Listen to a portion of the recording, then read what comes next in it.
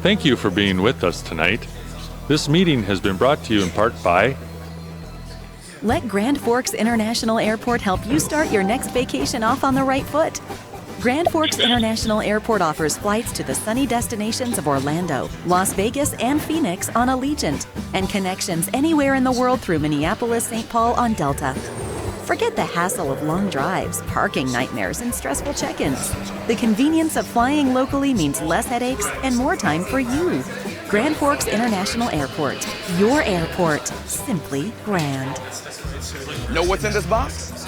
Well, in case your crystal ball is broken, here's a hint. Safe, reliable energy, for starters, but there's also a commitment to this community. See, at Excel Energy, this is our hometown. So we're not just about making a living here, we're about living here. Oh, I wish I had wings.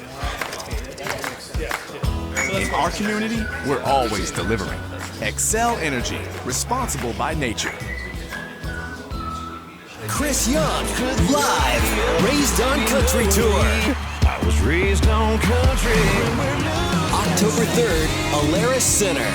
Chris Young, hit after amazing hit. And tonight I'm drowning. With special guests Eli Young Band and Matt Stell.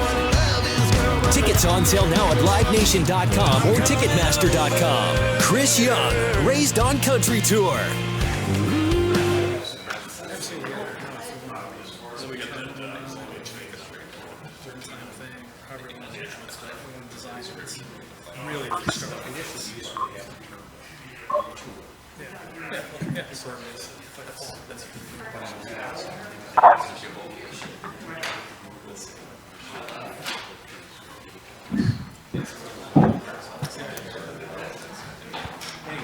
Yeah, some of those things as soon as Atlanta is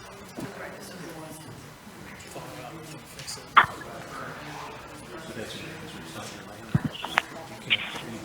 Yeah, exactly.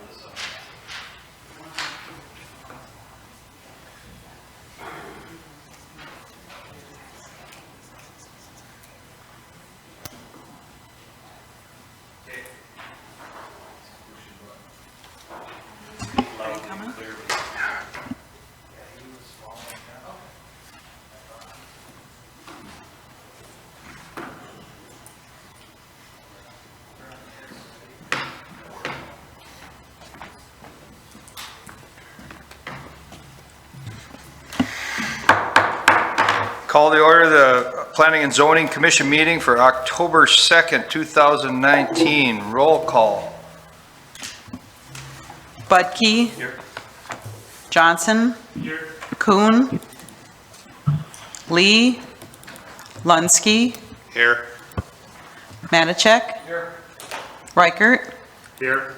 Sandy. Here. Wasvik. Here. Quorum present. Reading the minutes and approval of the minutes from September 4th meeting. Any comments, questions, motions on the meeting minutes?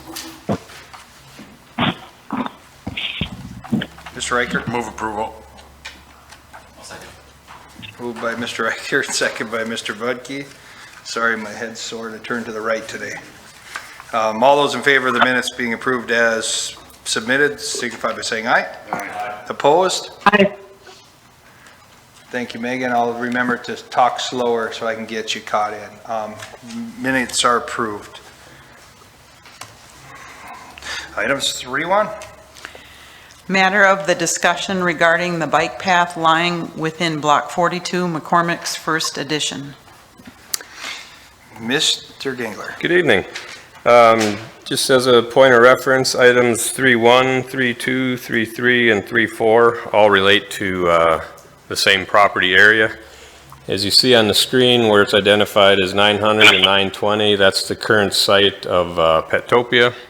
The building itself is owned by 3rd and 9. To the north is Big Jim's Tire.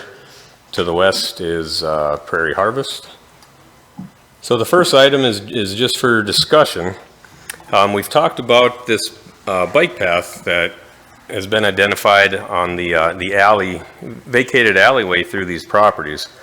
In 2016, the portion that now is Lumber Exchange Apartments that was vacated, the proper vacation or the easements had been identified, so we knew exactly what we were vacating. However, after planning and engineering departments did a pretty thorough search for evidence of this part of the easement, we simply just were not able to find any evidence. It wasn't showing up on any of the historic plats or any of the information that we could find. And so in discussions with the platting and right-of-way officer, we determined, well, if we don't have an actual easement document, technically we're not vacating it. So based on that, it was a plan all along once we vacated this first stretch through what is known as Block 39. The bike path was rerouted now to reflect to be going on 3rd Street rather than cutting through these properties, which now that is a part of the officially approved 2019 Grand Forks, East Grand Forks bikeway map. So we thought that was sufficient, that the bike map now reflects that change, so we don't feel that there's any further action needed to take on this particular segment of the easement. I would entertain any questions. So are we to approve anything here? It's just a matter of discussion? This was just informational because it's been talked about. Sure. And when we went to do the searches for the easement document, simply nothing came up. Anyone have any questions for Mr. Gingler? Pretty self-explanatory, Mr. Gingler, I think. Yes. So no action required. Thank you. 3-2. Shared parking agreement for 920 North 3rd Street, 930 North 3rd Street, and 111 Gateway Drive. Mr. Gingler. Okay, if you recall, we talked about this at the last meeting. The request is for a shared parking agreement between the properties of 3rd and 9, Big Jim's Tires, as well as Prairie Harvest. We still have all the same documents that we looked at the last meeting. None of that has changed. Representatives of the group are here to address questions and concerns. We did hold a neighborhood meeting on Thursday, the 26th. We sent out 74 notices to the surrounding area. We had 3 individuals that did attend the meeting from that invite area. We also got a couple return to senders, folks. 2 households must have moved. So we covered a lot of the basic topics of not only what 3rd and 9 wants to do with the banquet hall, but as well as what Petopia has planned, which is after this item on the agenda. So with that, I would invite the folks that are here to represent the 3rd and 9 to maybe come up and we can have some questions and answers. I think before we do that, just going to see if any of the, I had the luxury of talking to you first, but see if any of the other commission members would like to ask you a question before we get to property owners or anybody up, developers up. Just want to give you guys that same chance I had. Mr. Matichek? The big Jim's tire stalls, 24 and 25, is there a time period on that?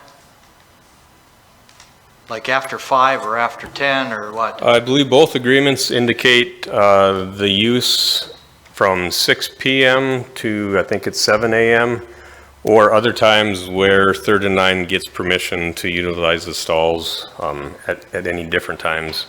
And again, the representatives can clarify that, but that's my understanding of the agreement. So the 24 would be the back of the building where the old bike path is, and the 25 would be on their existing lot?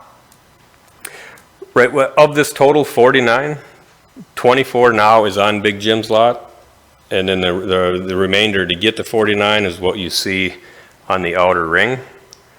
And then the existing parking lot has 28, with 7 additional that could still be built on the backside of 3rd and 9's property, and then 22 stalls accounted for on the Prairie Harvest property.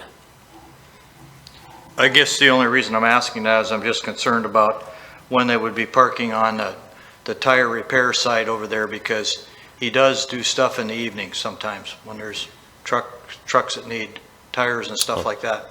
So I'm just curious, were they okay with that? That's what I've been told from the representative that they entered the agreement, so I assume that was discussed. Any other questions for Mr. Gangler, or do we, I guess I want to let please, sorry, go on. Mr. Johnson? In the initial report here, it says that the use of Big Jim's stalls is awaiting further clarification from the applicant. Has everything been clarified? To the best of my knowledge, those agreements now are still as was originally presented. Okay.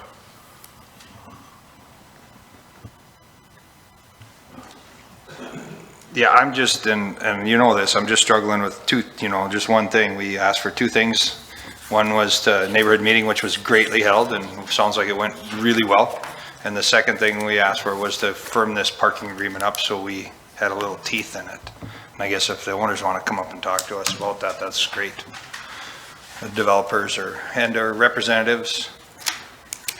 And just make a quick note, I did meet with Mr. Swanson regarding those agreements. And what we would require, should it be approved, that if either of those agreements were to be done away with, that the owner then has to provide the city proper notice of it. And at that point, then the city, not the Planning and Zoning Commission, but the City Council then is left with the decision of how to address the issue at that time. So if these parking stalls don't materialize, or if they go away, the idea is we could revoke the conditional use permit? Well, this isn't a conditional use permit. It's not, okay. It's simply approving the shared use of the other stalls. So then, like I said, it would be the City Council then that would have to address the issue should that happen in the future. So did Howard think that there would be a way to do something about that? We didn't get into the details, but according to his advice, then it does drop the proposed use below what would be required as the minimal parking stalls. So that at that point, then the city would need to. So it'd be just like if a hotel took 20 of its parking spots away, then we could come in and do something about that, I presume. Similarly, sure. Okay, all right.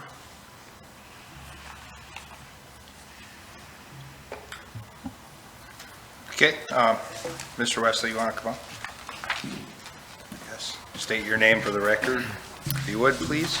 Good evening, Tom Wesley with 3rd and 9. And we, like Brad had said, we had held a neighborhood meeting per request of our last visit here with the commission, and that Everything went well. We had a lot of subject matter that was discussed, not only with the shared parking, but as well as the upcoming items with Petopia as well.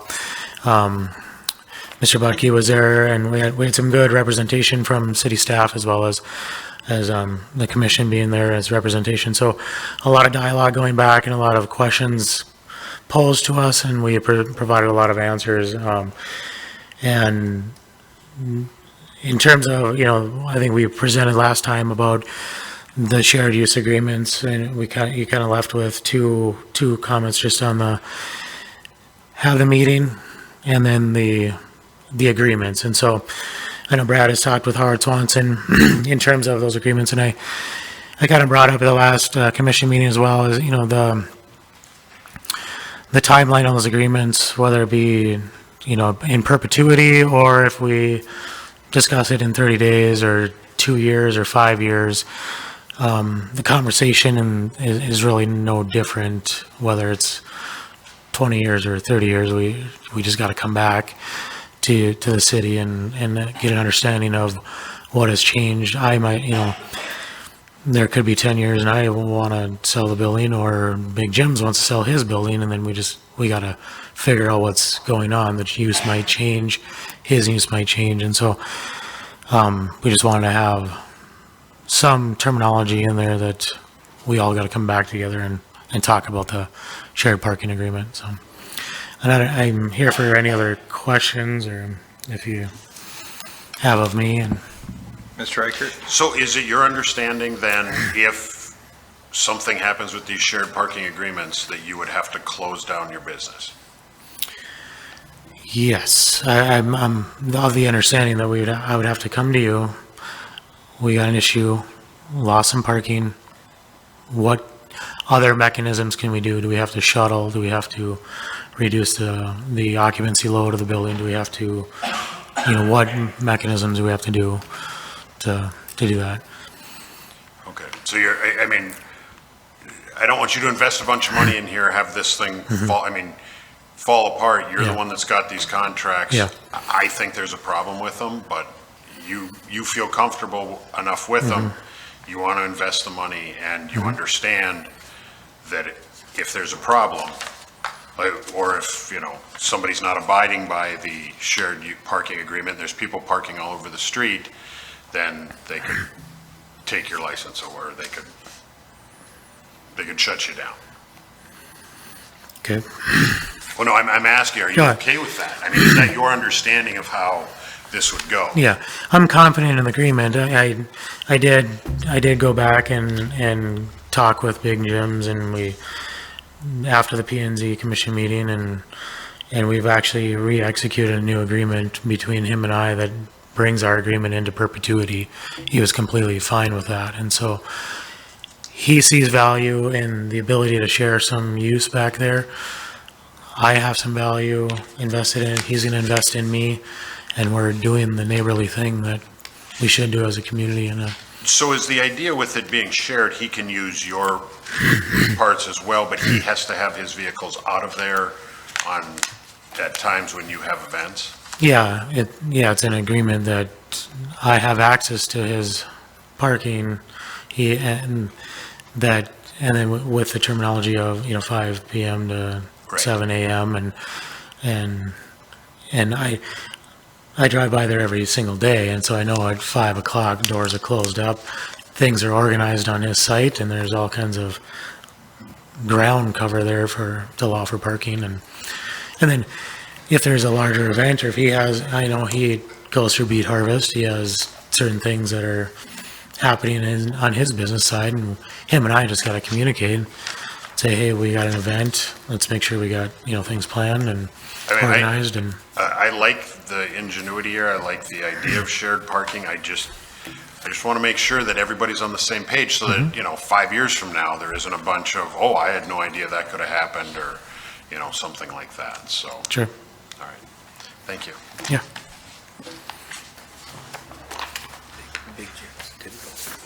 That's my only fear with this is are we kicking it down the road, and I look at the city council, and this is going to be up before them, and it's a great idea.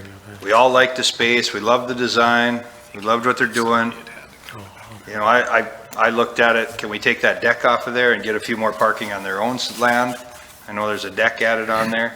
Is there any way of doing some of that? I know in Petopia is already talking about expanding here, coming up in the next section, next ordinance, but that's just my fear. I'm the same fear as Alex, as I worry about making sure, I mean, it's your money, you invest how you want, but I don't want to kick it down the road and say, you just approved something that there wasn't enough parking and wasn't enough space for. That's my only fear.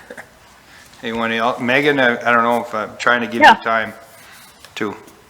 I actually think that seems to be fairly well thought out, and we've got a businessman who's willing to take this on, whether we think it's risky or not. That it's his financial decision, and I'm excited to see what this brings to Grand Forks and near downtown, and so I'd like to move approval. Okay. Megan moved approval, Miss Sandy moved approval in that. Correct, Megan? You were a little hard to hear, but not bad. Correct. Correct. I'll second it. Second by Mr. Reichert. Further discussion. Mr. Johnson. The access going to the west out of the parking lot, it looks now it's just like an alley or gravel. Is that going to be all finished off as well? Yep. Around Prairie Harvest? Yeah, there's already existing pavement on Prairie Harvest, so once this lot, if it were to be constructed, then is just going to connect then to the east, or the right side of the building as we're looking at it, and then it would exit out onto Third, so Okay. it'll be. Yeah, it shows kind of on the north side of Prairie Harvest a route out as well. That's not intended to be a route. Oh, the route going further. Yeah, further to the west. Right, that's just a dead end. Yeah, sorry. That doesn't exist as a path right now. They have parking back there that's accessed through the same drive aisle. And then this has been this is vacated right away, correct? Right. Yeah. I've already pre-programmed, planned out that in future phase 2, this would connect out and tee up with 10th Avenue. And that's an ongoing conversation that I've had with Prairie Harvest as well. Mr. Budke, please. Just wanted to address a couple of the comments that were made here. Somebody mentioned, I think it was Mr. Reichert, about the neighborhood parking, right? Parking in front of on the street in front of their house. I think it's important that we all remember that the homeowner doesn't own the street in front of their place. That's the public street. If there's somebody that parks there, I realize that might not be a popular opinion, but that's for public use. Very unpopular opinion when you got to look at it every night. How long have you owned a house? The other point I wanted to make was, this entire discussion has been driven by, a mandated parking minimum. And there is an opportunity cost to doing that, especially in developed neighborhoods like this. There's an opportunity cost to all of this parking, not just the installation, the monetary, but what other uses could be there, right? So we're going to be talking in a few minutes about the outdoor dog area, right? Which is being expanded, I understand. We're also talking about 7 parking spots here that could be more room for the dogs to run around. So I just want to make those points. So I'm ready to vote. Okay. Just one more question for me. We'll call them parking pods, kind of right around. Are they going to be concrete and striped, and so they're signaged and maybe made aware of parking? Yes, the Tom does have a plan for being able to identify not only the parking stalls on site, but I think it's going to be a matter of a course of their business. When there is an event, the invitees will get all that information ahead of time as to where parking is allowed for this business. know, also, you know, I get it, they're public streets, but I want to make sure the residents have somewhat that this business thrives and says, hey, we got parking right here. And gives that ample reason to park there. Fine with that. Any other discussion? I guess I'm just kind of curious about who's going to police these agreements, because in Big Jim's last satellite image, I don't know what's there right now, but there's already 20 cars parked in those spots, and it may have been a daytime photo, but I believe he's got other vehicles that are there, perhaps around the clock. So I don't know. I just question on how that will be policed, or how that'll actually work. I guess I don't know if it will work.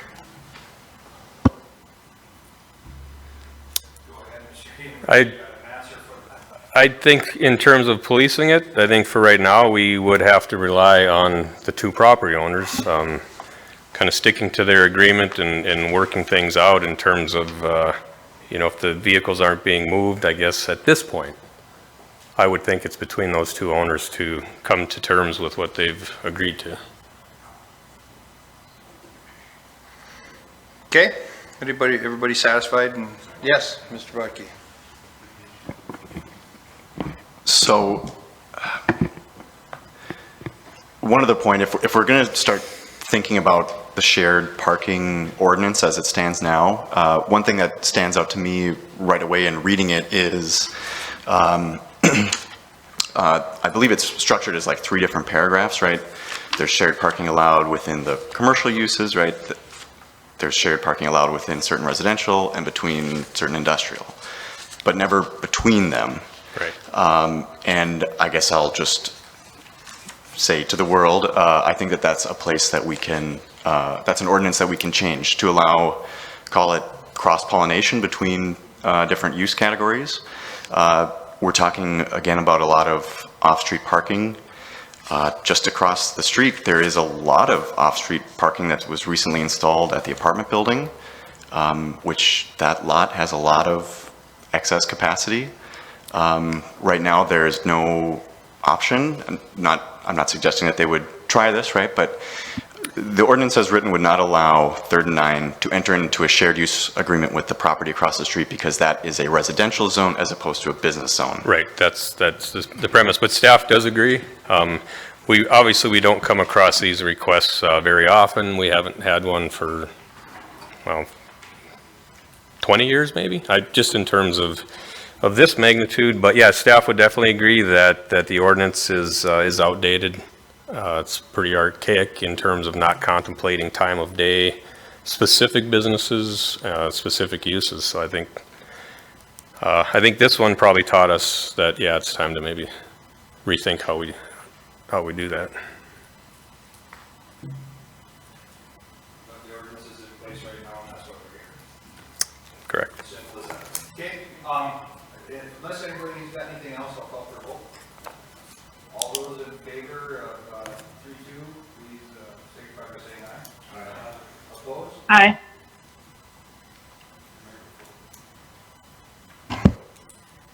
Thank you. Did everybody hear me? Megan did vote, I heard her as... Was her vote delayed, or? Yeah, Megan, can you give me a yay or nay on this one? Yay. Thank you. I thought that, but it came across as you didn't want to vote for it. There's a few second delay in I wanted to vote against my own motion. I've seen it done before. I've seen it done before. All right, By thank you. No, we'll keep double checking, Megan, so I appreciate you still on the line. Item B, or 3-3. Ordinance to amend section 18-0216, parentheses 11, close parentheses, relating to dog daycare and boarding facilities. Mr. Gingler. As you recall, based on a few provisions that the commission wanted to forward on, the ordinance that you have in your packet is the ordinance form that Mr. Swanson put together based on to include the provisions that were identified. So just to highlight the changes, In terms of the outdoor area, it's always been 300 square feet, has to be a concrete slab surrounded by a thin layer of pea gravel.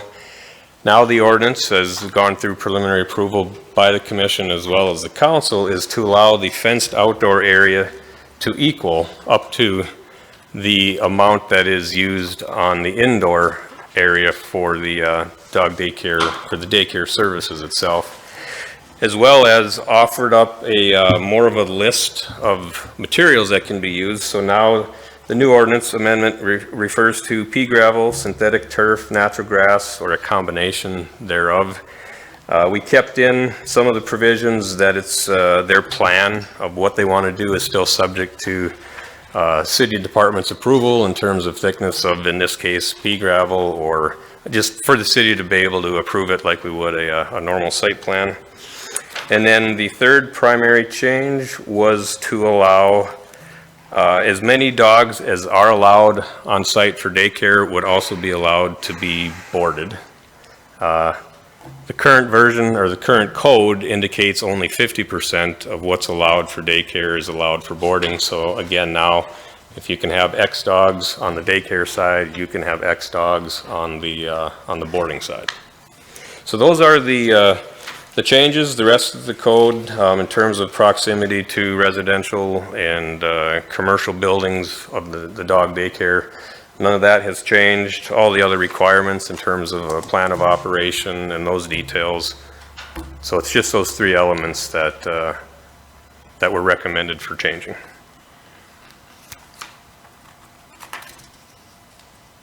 Okay. There's a public hearing on this, but anybody from the commission have any questions for Mr. Gengler before we open that up? Mr. Budke. So just a question on on the process here. So I was looking at one of the edited paragraphs. It's F2E, right? Where it refers to, whether the location and size of the outdoor area causes more than minimal negative impacts, right? Which was one of the things we amended last time. Sure.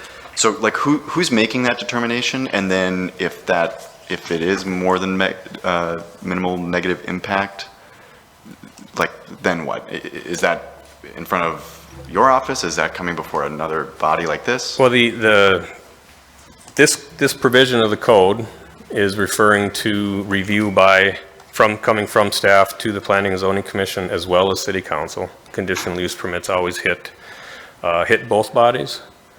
So I think what the purpose of that was to essentially make those determinations. And if we think outside of the area of this dog daycare, assuming that maybe someday there might be another new one wanting to start, it's going to be in a completely different scenario. Proximity issues are going to be different. So I think this provision just allows sort of that buffer of being able to take a closer look at the surrounding areas to make sure that we're not creating these nuisances that are above and beyond what's reasonable for that given area. And I should also note, we mentioned it briefly in some of the discussions, we are going to be reevaluating Roughing It's conditional use. They did at some point, they do have a larger outdoor area now, and I've been in contact with them to inform them of what this ordinance is doing. So once this ordinance passes, we're going to re-engage Roughing It to make sure that we can get them into compliance with the current ordinance. Fair enough. Okay, I don't see any hands, so I will open the public hearing. Anybody in the audience would like to step up to the microphone, address item 3.3, please do so at this time. Seeing no one, I'll close the public hearing, bring it back to the commission. Mr. Reichert. Move approval. Moved by Mr. Reichert, second by Mr. Budke. Further discussion? Just checking, make sure Megan got the delay. Call for a vote. All those in favor signify by saying aye. Aye. Opposed, same sign.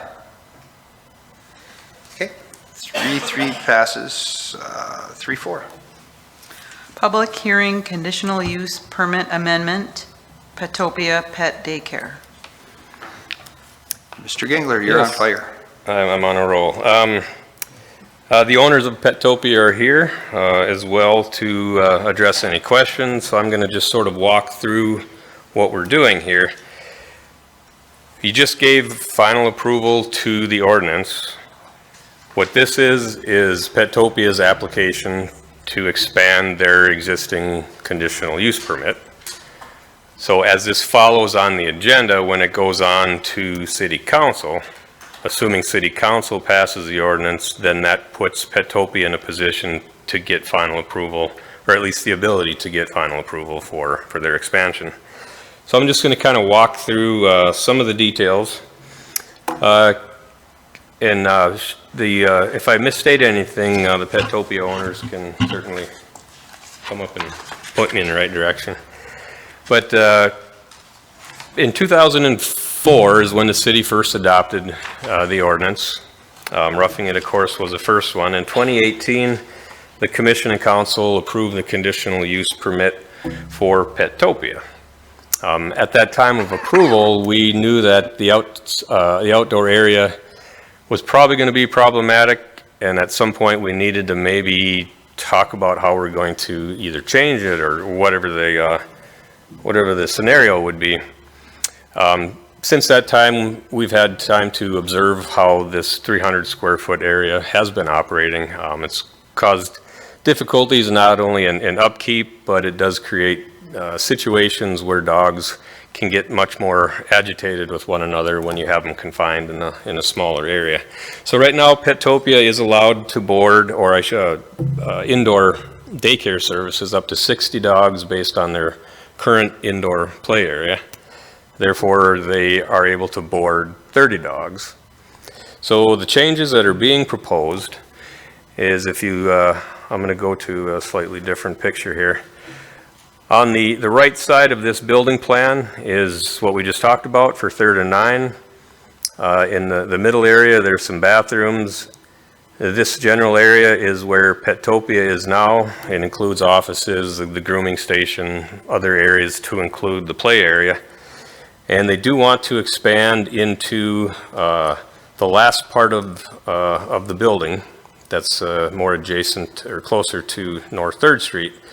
In that part of the building, we'll also have bathrooms, I think maybe some office space. So that area would allow up to 44 dogs based on the proposed expansion just of the indoor play area, which is in your staff report on page 27, where we show current indoor play area with the proposed expanded play area is just over 5,100 square feet. So just the basic math obviously gets us to 104 dogs.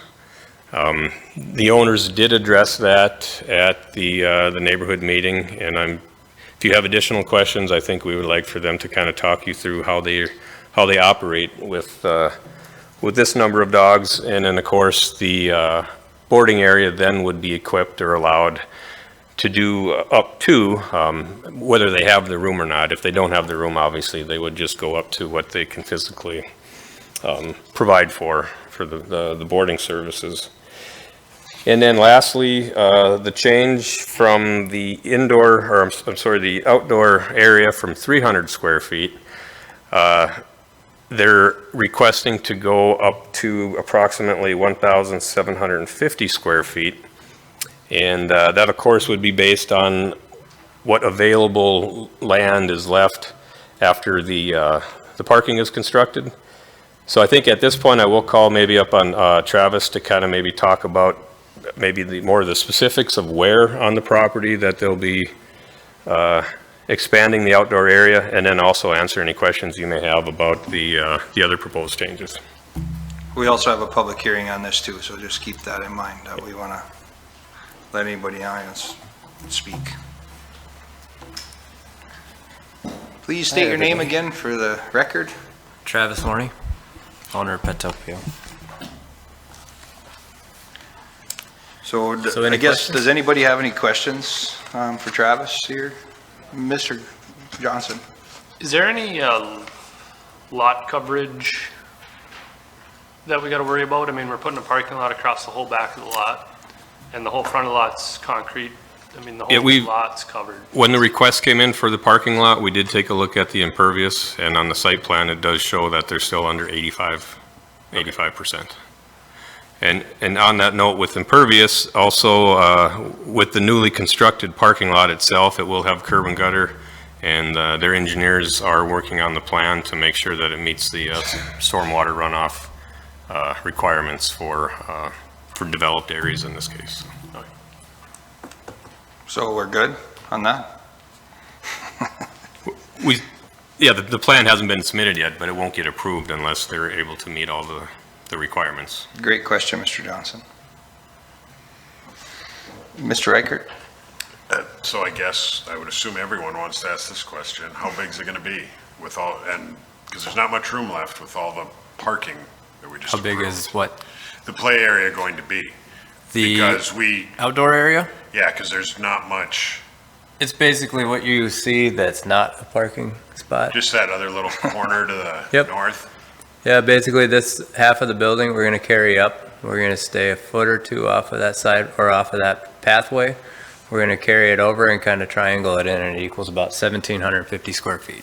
Oh, it does, okay, and it fits in that little spot there? Yep. So you're going to go to the right where the 7 proposed parking spots are? Or- Yep. That's where you're, So kind of right where my cursor is here, and then to the end of the building, and then it's gonna go out just a little bit further than what it is.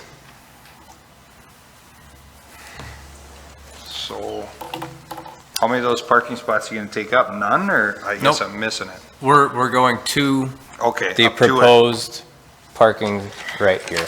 Just trying to follow your cursor and where we're. No, it's we're all hard kinda to, going. because you look up there, it's not the same as down here. And then also as another point of reference,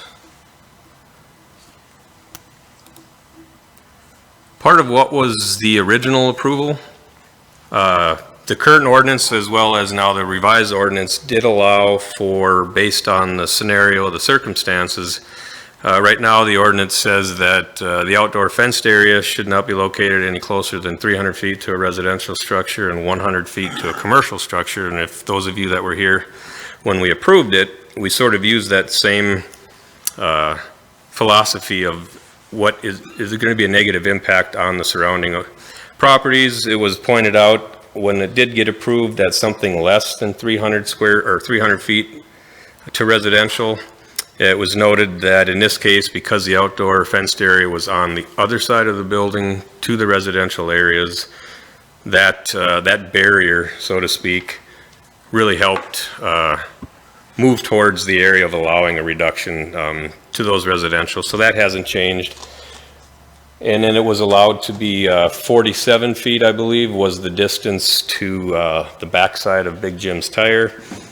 And 63 feet was approximately the distance then to where the building wall would be aligned on Prairie Harvest. So if the conditional use is approved with the changes stated, I think their conditional use permit should then reflect the distance then being less than 47 feet. I think I measured it on the GIS, and roughly if they stayed to the property line of the 3rd and 9 building, it's a little over 20 feet to the building wall, the sidewall of Prairie Harvest. So to keep that intact, I think as part of the motion, it would include that fenced area could be as close as 20 feet to to that existing commercial building. They were provided notice. We haven't heard back from any of them from Prairie Harvest, so I assume that they're agreeable to what the plan is. Okay. Any further questions? Oh, Mr. Johnson. Can you go back to the inside layout of the new proposed building? Is there a walkway in between the existing play area and the new one? I don't see any doorways in there. This right here is gonna be our handicap ramp, and then there will be a doorway here attached to this area. Okay. So in essence, we're gonna have 2 separated areas. So when Brad brought up the number of 104 dogs seems daunting, but we're not actually adding 104 dogs to our current space. We're actually gonna be safer because we'll have 2 separated spaces. We can close the door, have staff in one area, close the door, have staff in another. Okay, my concern was having to take dogs outside around the building to go to the outdoor play area. Yeah, well, all the dogs have to be friendly regardless. So if they have to use the bathroom and they're in this area, we will walk them through out to this area. And I think if I recall, were you going to do like smaller breeds on one side and Yep. then? Yeah, we had discussions. You know, we really like this space. We really wanted to add more space. I don't know if I discussed this before, but since March, Monday through Thursday, we're at about 70% capacity. And since May, we've been at 100% capacity Friday, Saturday, Sundays. Business is good. We want to keep that train rolling. We're bottlenecked by as much space we can. So we have lots of ideas for this extra space, more than just we want to add more dogs. We actually have this doorway here, and Katie and I have discussed doing some sort of community events in that space, having, let's just say, a local retailer come in and occupy our space one day from 11 to 6 and have the community come in and check out their products or what have you. We've had a local artist reach out to us that wanted to showcase some of her paintings in our store, and she does animal-centric style. Well, that'd be a perfect fit for it. We'd open it up as a little art gallery maybe one day.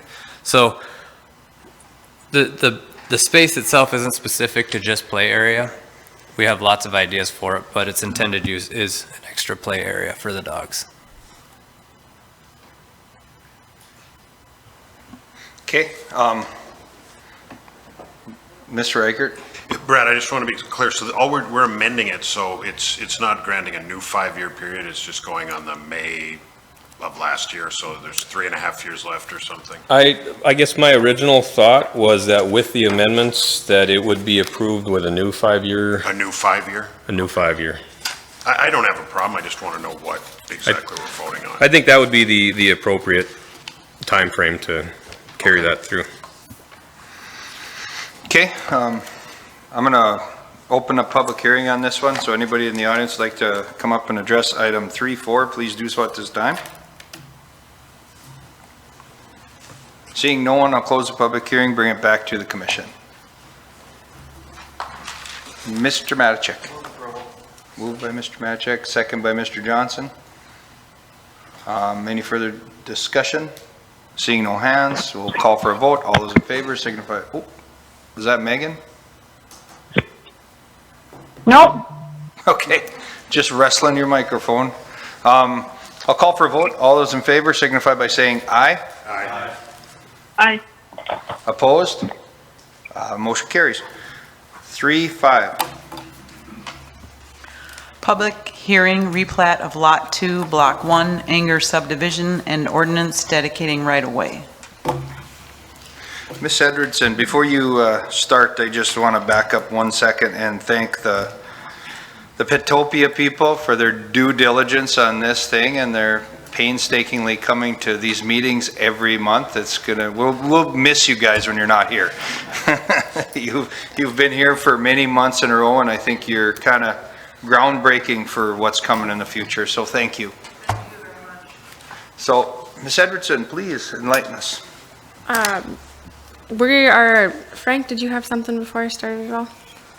Did you have something at all? You had your hand raised, so I just wanted to make yourself.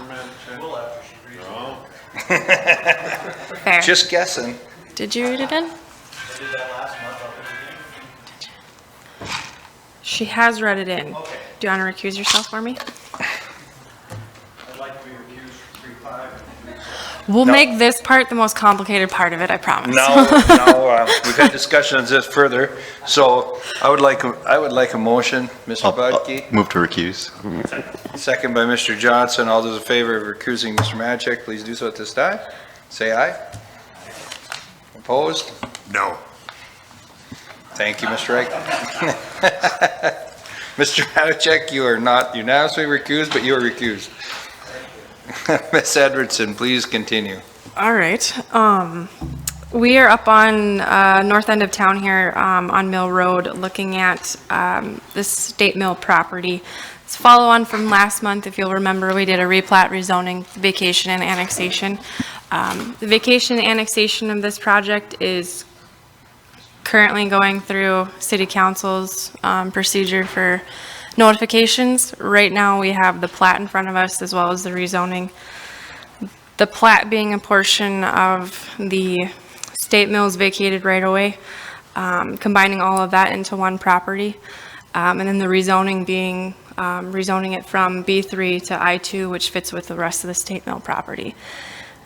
So if possible, if we could make a motion on this first plat and then read the rezoning into the record and make a motion. And I can answer any questions too. Yes, we do need for both of those. Thank you. Okay. So with that, I think I'll open the public hearing on item 3. We'll take them one at a time, like you said. Talk about them all, take them one at a time. Open the public hearing on item 3.5. Anybody in the audience would like to step up and address this item, please do so at this time. Seeing no one, bring it back to commission. Close the public hearing. Move approval. Moved by Mr. Reichert, second by Mr. Lunsky. Discussion. Vote. All those in favor, signify by saying aye.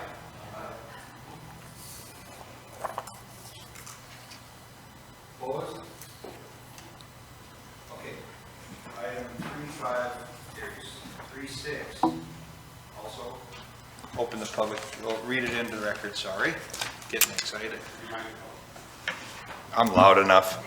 Public hearing ordinance to amend zoning map, rezone Lot 2, Block 1, Enger Subdivision from B3 General Business District to I2 Heavy Industrial District. Ms. Edwardson. Just the rezoning of the property.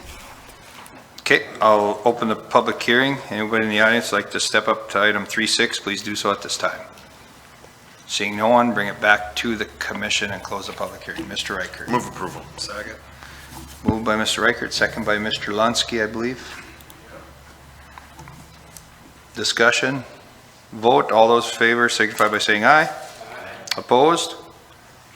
3.6 carries. Okay, 3.7.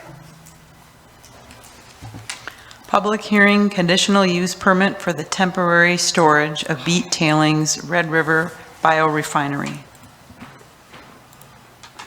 Miss? Uh-oh. I think I need your help.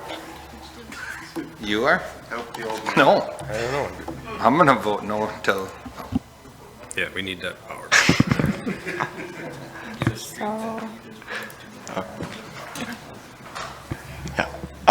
Thank you, Andrea. All right. Mr. Well, you already read it in, did you? Yep. I'd request a recusal on this item, 3.7.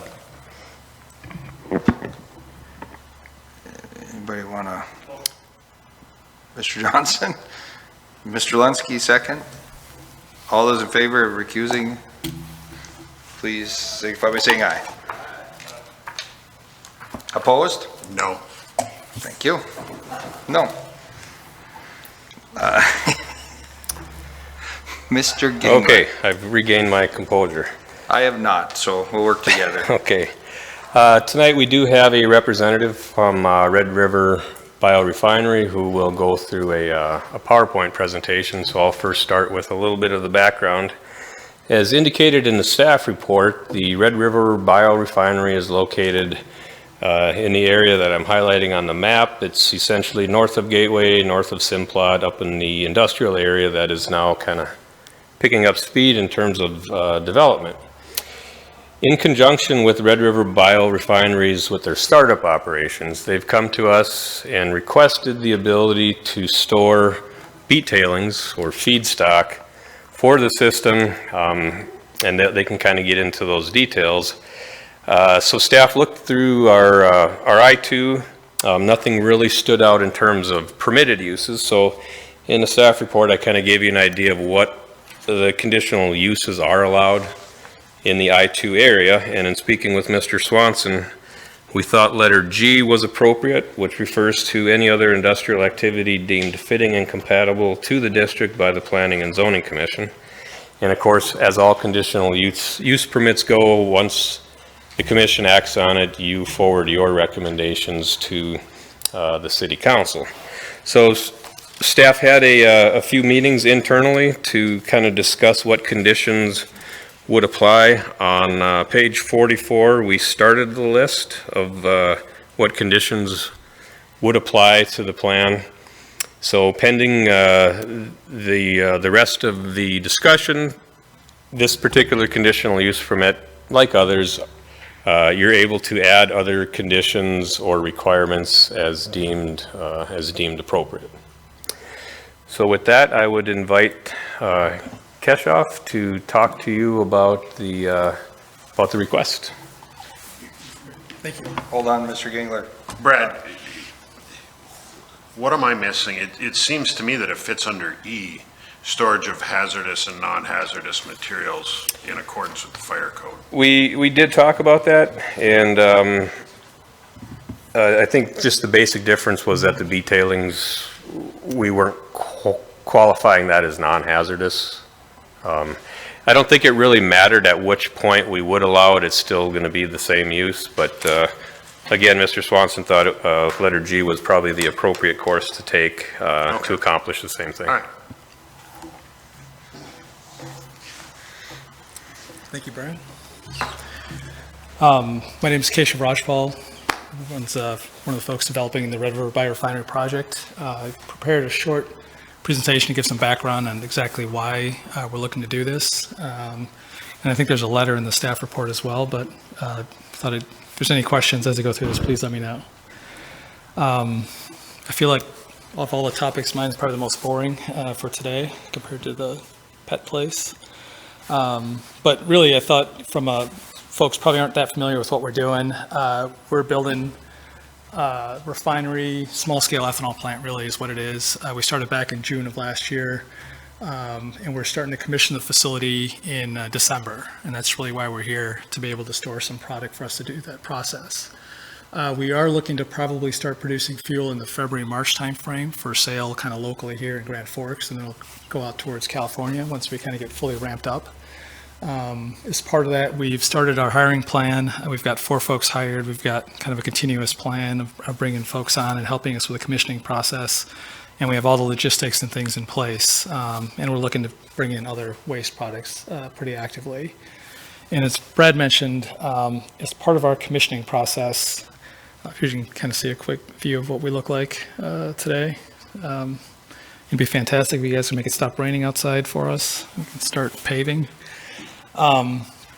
What we're looking to really do is bring in some feedstock to our facility. We do have some on-site storage available to us. We've built 3 bunkers. I'll show you a picture of what we have. And as part of our commissioning process, as we get equipment started up, we bring in different folks. A lot of our stuff is coming from all over the world, so we fly in different folks to kind of certify that the equipment's been installed correctly, it's processing the appropriate volumes, et cetera. So in order for us to do that, we have sort of a start and stop process for us. And because of our design of our facility, where we're kind of matching one-to-one with Simplot and with Crystal, we have this kind of unique situation as a startup point where we may need to have a large volume kind of start and stop as we go through that certification and warranty process. There is just a very specific set of things we need to do to kind of get through that process. And that's really what we're looking to do here. And I can show you some pictures of what we have on site and what we may need to do. So again, with this, we're not looking, this is meant to be kind of a safety valve for us. We've got some storage on site, and in case we need more, this is really the purpose of our application for this permit. We have contracted with North Main Green Pulp, which owns the land across the street from us, to be able to potentially store stuff on their site. And it's very convenient for us that way if we need to bring stuff into our facility. These are 3 bunkers we have on the back side of our site. That's what we'll end up preloading with any sort of tailings as we start up our commissioning process. So as you can see, these are concrete bunkers, kind of meet whatever requirements we had to for stormwater, et cetera, on our site. And then we've got some excess site is what we've got the permit or application for. I think this is a repeat of the map you just saw. Just one point is we are currently using that North American Green Pulp site right now as a laydown site. We've got a bunch of construction trailers out there. We've got some equipment stored out there as well as we kind of get our site built out. We'd be looking to just be adjacent to that with some land we'd prepare to be able to store tailings appropriately. This is on a much nicer sunny day in Grand Forks, kind of a view from the top of our location to over where we'd be looking to store the tailings, or potentially store the tailings. Really our plan for this site right now is to prepare it with some grading and kind of a berm around the edge. We met with the city to talk about some of the things we need to do to stay in compliance. So essentially we do some grading and some containment around the perimeter of where we would be storing the tailings. We do have an agreement from, those of you who are familiar with tailings or may not be familiar with tailings, they are quite wet. So there is a dewatering site at American Crystal Sugar in East Grand Forks that we can use. So essentially we'll take the tailings, store them there, let them dewater over time, and then bring those over to our facility for processing and or maybe storage as mentioned here. We'd be looking at from a time frame from December to March. For us, it's really important to do this that matches our startup schedule, but also it's pretty important for us to have these things be very cold. The tailings themselves deteriorate for our purposes. We start to lose sugar and they lose value for us. So as long as they're kept cold and it's freezing outside, we can process them. If not, we have really not a lot of use for them through our facility. For those that would be kept on this location, we would cover them to keep them out of the weather for snow and moisture and things of that sort. And at the conclusion of our startup, we would take all the remaining tailings off site, and then at the point when the ground was able to be remediated back, we would go ahead and do that as per agreement with North American Green Pulp. And then the other discussion we have with the city is that if there's any point in time where we need to change something or modify something, or if something's not working, we're happy to work through whatever issues need to be worked through to remediate that or fix anything that might be coming out of some unintended consequence. So that's kind of a quick summary of what we're looking to do. If there's any questions, happy to. Mr. Reichert. You said that you're going to use the current infrastructure, which I assume there's nothing over there, right? At our site? It said no, the current infrastructure for coming in and out. In other words, you're not going to build a road in there? No, there's because of this current laydown site, we've got some gravel over there. We've got, we've got lots of trucks and things that go in and out. So we would just use that same structure that's there to kind of get in and out of that. And you just lay these on the ground then? We'd have to prepare the site. We looked at a number of different ways of potentially putting something down on top of the ground, et cetera. And there's really no easy way of doing that. And if you put any rocks, then it gets into our facility and causes problems with our equipment. So it would be just on the ground, which means probably the bottom layer we'd end up losing. We'd have to land apply.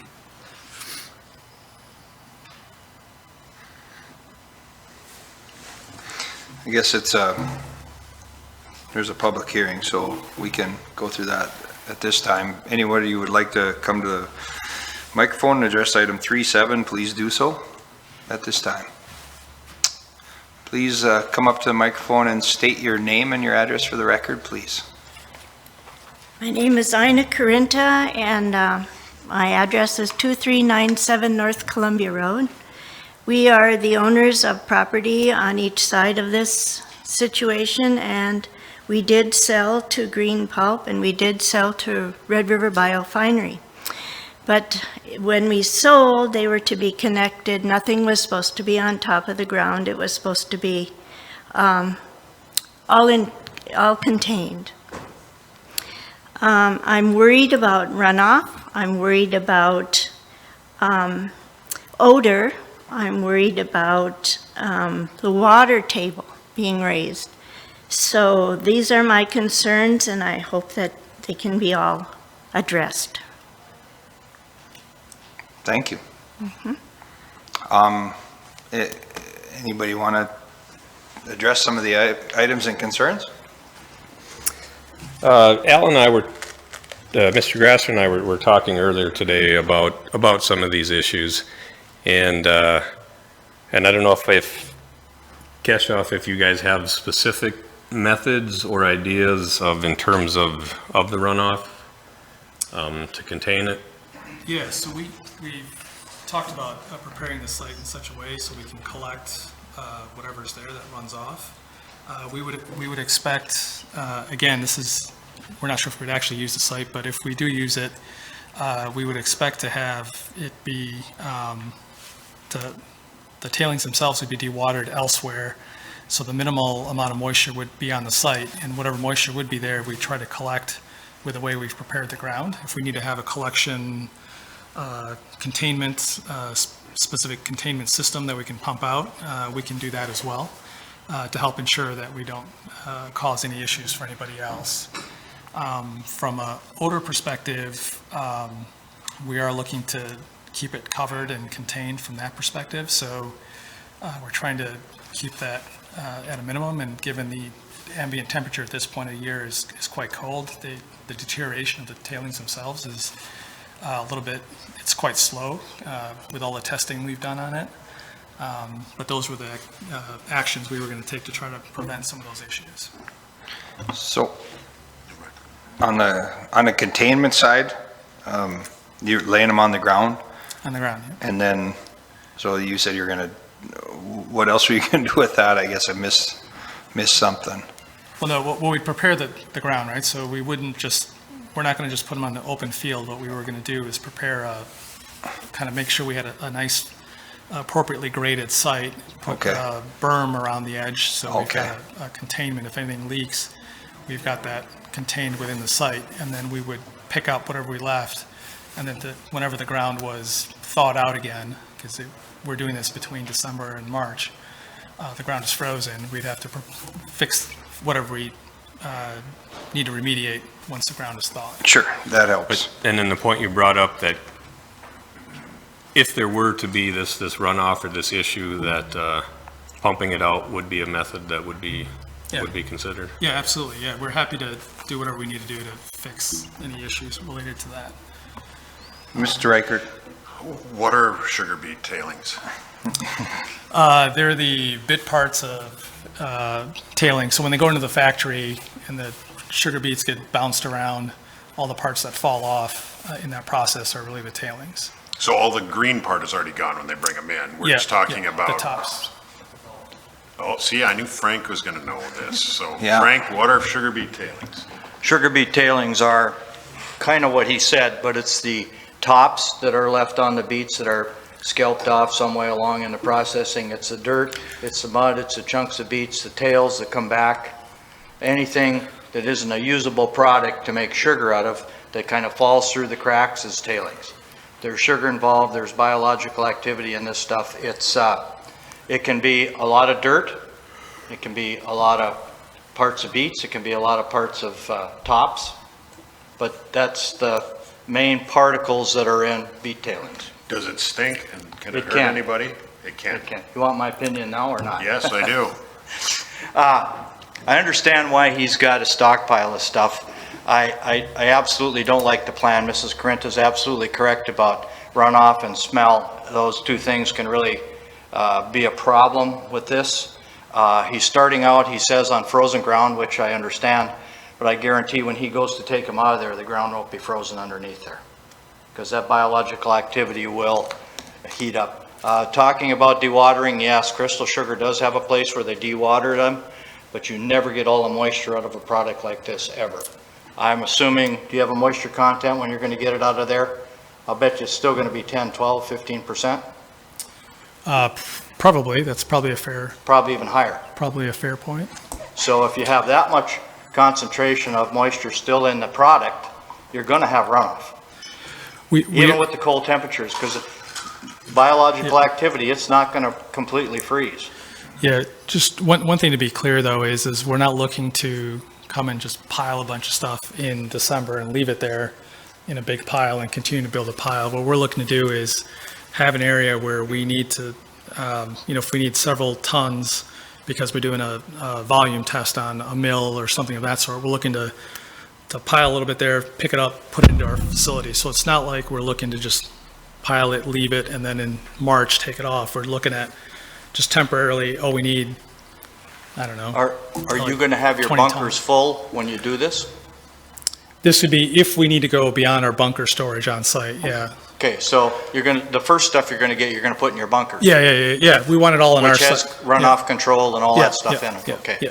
So you're looking at excess here. This is purely for excess if we need to do something that's related to a specific volume through our facility. We're not able to store it on site. That's what it's for. I guess I'd like to hear what Al thinks about this, because I think there's going to be a big problem with containment of the runoff and different things.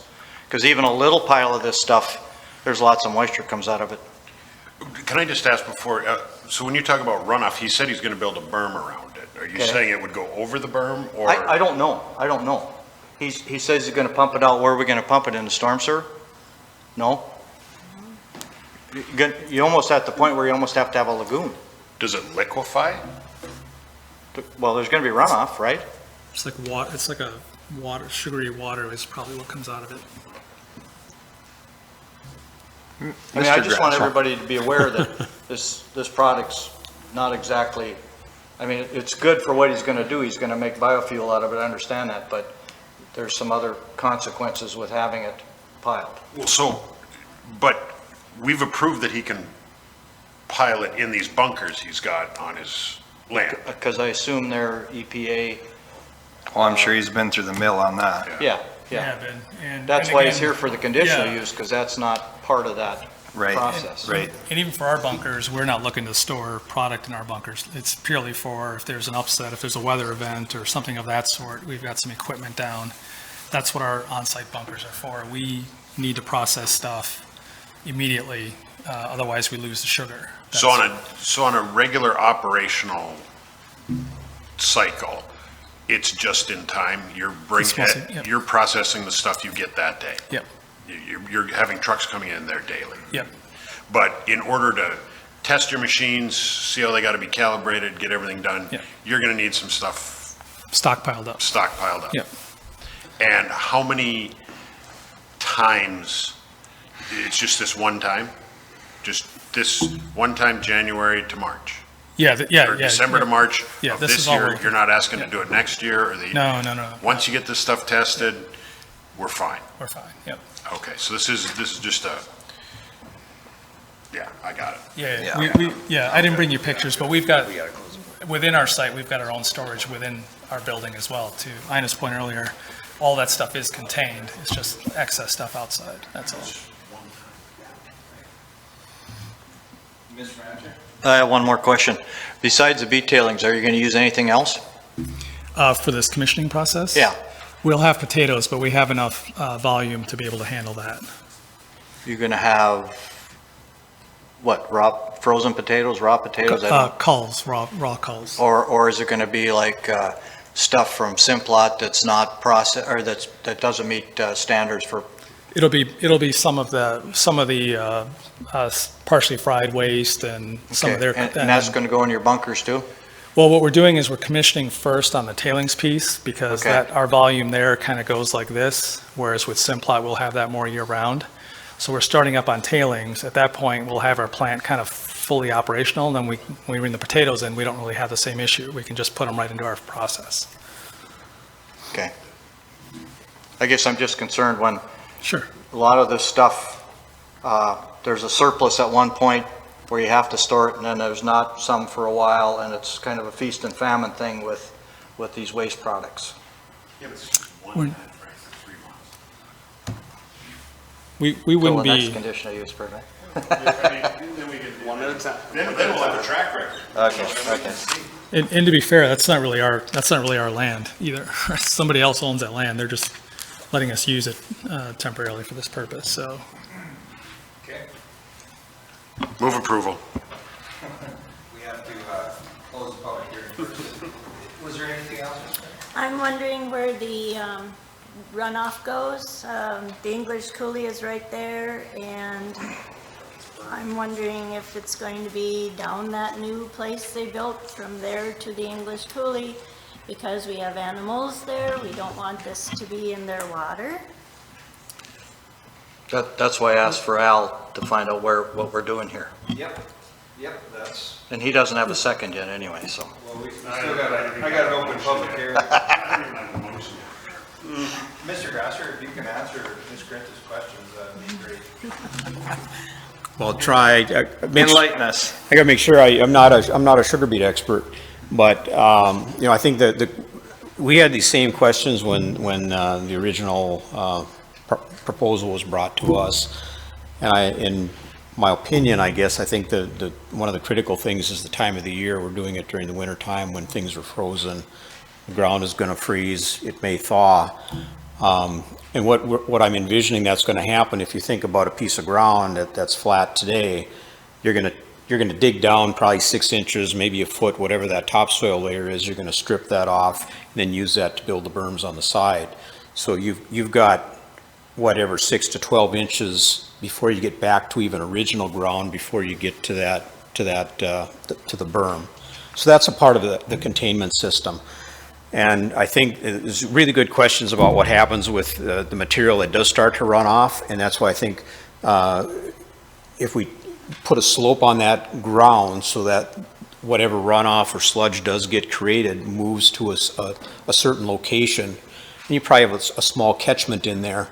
I think because of the biological nature of that material, they'll have to pump it out and discharge it into the sanitary sewer system, because it is biological, it is active material. But, you know, again, if you think about you're doing that during the winter months, you know, December, January, February, maybe parts of March. But in the meantime, again, as we understand it, this is really kind of a surge location. It's to accumulate the surge that they need to run the plant through. So again, it seems like the mitigative efforts are still there. I think we can require that as part of the conditional use permit, you know, that it gets drained, it gets collected. So we don't want to create a situation where we've got 6 inches or a foot or 2 feet of water or liquid in there that somehow accumulates. But I think if part of that use permit is that they pump it and collect it and discharge it properly as it accumulates, you just keep that under control. And the other last thought I had is we may want to put a date on the permit as to when you have to have the topsoil all put back and everything closed up. That becomes part of the. You can't do that on March 31st. You'll have to give some other time to be able to actually put all the topsoil and things back. Sure. But I think that to me would be kind of a belt and suspenders assurance that you're not going to have discharge, you know, going off to the English Coulee or some other location. And that would be, I think, and we talked to the Biorefinery folks, and they seem fine with those ideas. Okay, I think that's a good answer. Yeah, Mr. Johnson. And you're just going to kind of use this site as a last in, first out. So if you're piling there, you're going to be using that and not your bunkers? Yeah, it's not an ideal location for us because it's not clean. Yeah. As you notice, we have those concrete bunkers. Yep. So this is purely just for overflow. Overflow, and then you'll use that and then go back to your bunkers? Yeah. Yeah, no, I think that's great points. Great point. Yeah. I'm worrying now because of the 7 to 9 inches of rain that we've had, how long it'll be till he can dig in that. I think he'll probably prep it closer to freeze up, because that's what we're all doing in construction right now. We're hoping for freeze up so we can get our equipment on the ground. But does that kind of satisfy some of your questions? I sure know I've got enlightened by this a little bit. Okay. If so. I just want everybody to be aware, and since we have land that's for sale beside it, I'm going to lose some buyers maybe, I'm not sure, but it's a very big possibility that I wouldn't be able to sell. Hang on. So it's a very big possibility you won't be able to sell the land because, why? Odor, water table, changes in the environment there. All right. Okay. With that, anybody else want to step up to the microphone and address this item? Please do so at this time. If not, I will close the public hearing and bring it back to the commission. Mr. Reichert. Move approval. Moved by Mr. Reichert. Second by Mr. Johnson. Further discussion, Mr. Matichak? Yeah, I understand why he's got to do this and and the process and all this stuff. I just think there's a better way. I don't think there's been quite enough, to be honest with you, quite enough planning here with runoff and the other products. I'm going to vote against it just on that reason. I just think there's a better solution than putting it on bare ground, even with a barrier around it to contain whatever's in it. I think there's going to be some problems there. If he can move this stuff within 30 days, 25 to 30 days, you're not going to have the problem. But if it's sitting there in April, you're going to have a lot of problems. We'd be in violation of his conditional use permit if it was there in April. But it still might be there. Well, then he's got a problem. Okay. You know, I mean, the conditional use permit says it's Well, not going to anyway, be there in April. anyway, I'm just going to vote against it because of that. I understand the parameters of doing this, but I just don't think it's a good idea the way this is presented, even on a temporary basis. Okay, help me out, Frank. What's he missing? I mean, if you got to design this, what would you say he needs that Al hasn't talked about and he hasn't talked about? Well, is there actually a plan for pumps to pump this stuff out? Is there a reservoir area where you're going to actually pump if there is any runoff? I know it's going to be covered, but that still doesn't mean you can't have runoff. Yes, I don't know if is that addressed to me or you're? I mean, if it's a temporary location, I doubt that you're going to spend a lot of money on pumps or a concrete basin to hold runoff or anything like that, right? You're just going to let the ground absorb it? Well, what we talked about doing was just preparing the ground in a way that would allow us to catch whatever's there. And if whatever is in that area that's left over and we need to catch it because the ground's frozen, if we need to pump it and put it wherever we need to put it, whether we need to put it in a tank and haul it away or whatever the case is, okay, we're fine with doing it. We certainly don't want to be... So you do have a plan? Yeah, well, as per whatever requirements the folks have for us, right? We're willing to do whatever we need to do to ensure that we don't upset anyone's ecosystem. We just don't have all the details worked out at this point. We haven't approved a set of drawings, but these concepts would be incorporated into that. So those additional details will go into his conditional use permit? And if I can touch on that, on page 44 of the staff report, towards the bottom where we show kind of the bullet point, one of them is a site plan shall be submitted to the planning department depicting the storage area, ingress, egress to the plant site, site grading plan, water runoff control measures, and other requirements deemed necessary by the city. So that statement in and of itself, I think, means that we need to have all those things accomplished. I think you guys have covered your bases pretty well. So with that, any further discussion, I will call for a vote. All those in favor Signify by saying aye. Aye. I didn't hear opposed. Aye.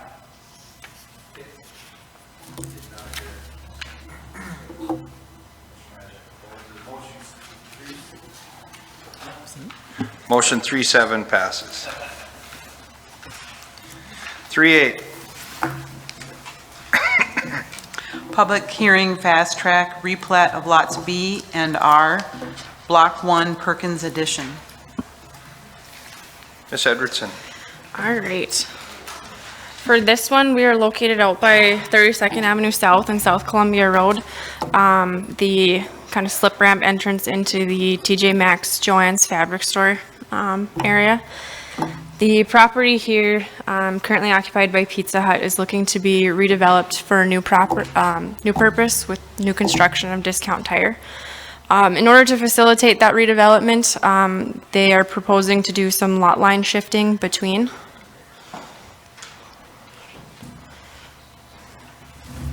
Thanks. And the lot line shift will allow for the development to have all of their required parking on site. And also as a benefit from the city side of it, some of you may be familiar with the area. There's a weird intersection going on here between where those folks can come in and out, coming over from Petco and then going out and across over to down by the bank. This intersection will end up being improved just because the lot line will realign. You can see here how it'll be, won't line up perfectly, but it'll still be an improvement to what it is today, which will help with the traffic safety out there. So from that standpoint, staff's recommending approval, though I do believe a representative of the developer is here if you do have any questions. But with that, I can answer any questions you might have. Okay, any questions for Ms. Edwards? I know there's public hearing on this also. So seeing none, right away, I'll open the public hearing. Anybody in the audience would like to address item 3A, please do so at this time. Seeing no one, we'll close the public hearing, bring it back to the commission.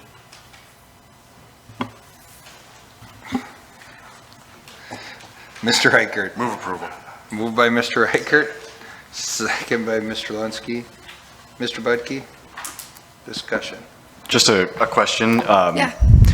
Going back to our earlier discussion, this seems like a place where a shared parking agreement might be useful. Careful grandstanding, Mr. Budke, I will cut you off. I'm prepared to vote to approve this because I see how it's improving the intersection. I'd just like to point out, though, that the 29 stalls seems like a lot. I will say that the owner of the mall owns this lot and the mall lot, and the new developer is looking to lease this lot with an option to purchase. So at a certain point, it will then transfer ownership. So that is also a little bit part of it, that they'll kind of be in control of their own destiny, so to speak. An option of a shared parking agreement was discussed earlier on. And just through discussions with the owners, I believe the developer kind of came to the conclusion that it would be better and more straightforward for them to have everything contained on their site. But I do believe that they are, should they need more parking, the shared parking option is their next go-to. But they do meet code requirements with this. So they're going to go that route for right now. So they meet full requirements with the parking at hand? Yes. Okay. Yep, they do. Okay. So any further discussions? Seeing none, I'll call for a vote. All those in favor signify by saying aye. Aye. Opposed? Okay, 3-8 passes. 3-9. Public hearing, appeal to the detailed development plan DDP for an increase to impervious surface for district apartments, 4150 South Washington Street. Yes. For this one, here, let me try to get back to the GIS if I can do that quickly. This one, we are located on South Washington Street, district apartments, just north of the All True South complex. And apparently I can't talk and navigate this at the same time. So bear with me here. So we're looking at this large parcel here. Previously came back before you for corridor overlay appeal a few months ago. They're now coming back with two requests tonight. One for this first one for the impervious surface, the next one for a parking reduction. The impervious surface ask is they're going from a 65% to a 70%. Yep. Remembered that right. In order to do increased pedestrian amenities on site. They're meeting all of their parking requirements, which does eat up a lot of their impervious surface, and then they are going a little bit above what we've normally seen in Grand Forks for amenities in terms of their outdoor space and their pool deck area and their community room. So if you scroll through the images that were in your packet, you have some elevation drawings of what that'll look like and what they're proposing to provide for their complex. And that's kind of the reason for it. I guess, I believe a representative from the developers here too, but I can try to answer any questions you might have on this one, and we'll get into the parking one on the next item. Anyone have any questions for the secretary before I open the public hearing? Seeing none, we'll open the public hearing.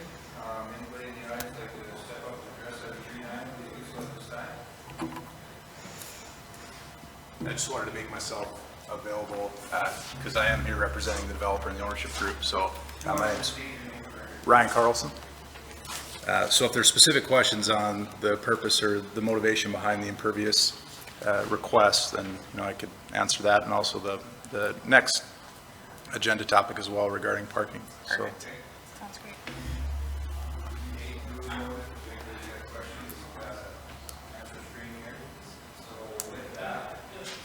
Yeah, I'll close the public hearing, I'll bring it back to commission. Are you adding this, or are you just expanding this?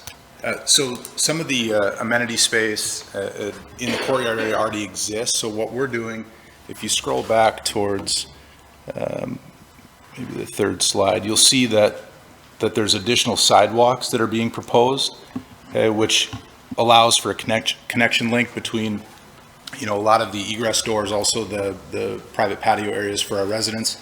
And then you don't see it on this particular rendering, and this is from our landscape architect, but there's a dog park area here, the right-hand side, which is terraced into the overflow retention pond.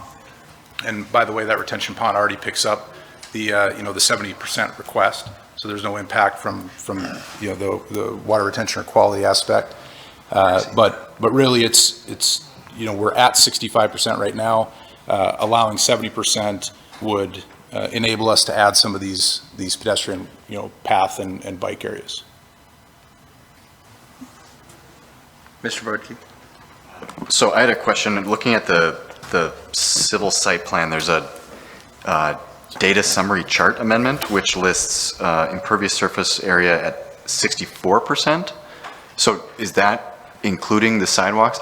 If it says 64%, I'm not sure why we need to increase it to 70. So, if I can zoom in on it. Wow, this is painful to watch, even like me do it. So you're referring to this side of it. I don't believe that DEP's been updated. No, sorry, they didn't include the additional. Okay. So I don't think that they have not, the DDP is what we've already had, and I superimposed the, yes, that area in red. Thank you. Yeah, you're welcome. And note that the sidewalks aren't shown here either. So yes, we're close to being maxed out, as you mentioned, but allowing 70% would allow additional leeway in order to add, you know, these areas, a resort style pool, you know, patio space, which counts as impervious surface, and then the sidewalks around this area with the dog park here on the south hand side of the courtyard. Typically, we don't see the engineer updating these plans until the P&Z has given approval to do so. Just not wanting to expand or spend engineering dollars prior to something that may or may not be approved. So even though the data is not reflected there, it would be updated. Okay, so on a similar note then, just below that in the parking formula amendment, it says 336 required and 353 provided, which makes me think, I know we're going to talk about parking in a moment, but it seems like there's more than is required, right? So, I mean, is that a place, yeah, is that another place where we could get back to 65? No, because we also have a second request, and that's to add 8 additional tuck under units on both the south end and north end side of the site, so 4 each respectively. And with that, they're 2-bedroom units. You need, is it 2.25 or 2.5 additional per unit, which then would bring us over that parking requirement. So I think probably to your point, Andrew, you're getting at maybe the site's overparked, to be blunt about it. And we'll get into that a little bit on the next item. But in terms of bringing that impervious surface back, there's also limitations on how the site is coordinated and where they could maybe pull that impervious surface from without having impacts to how they're putting the runoff, how they're the drive aisle connections, things like that. There might be some limitations to pulling 5 or however many stalls it would take to get under the 65. I'm not sure because I don't think it's been designed, but that would be my thought.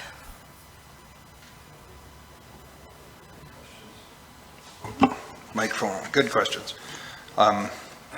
Any other questions for developer or Ms. Edredson, or? I'm having a hard time, where does it end? That's just keep hitting in my mind. That was a very tough call on this property, and now we're going above and beyond again.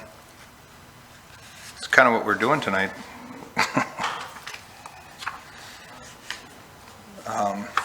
I guess we'll close, the public hearing's closed.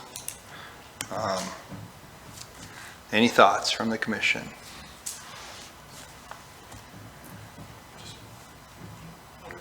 Please.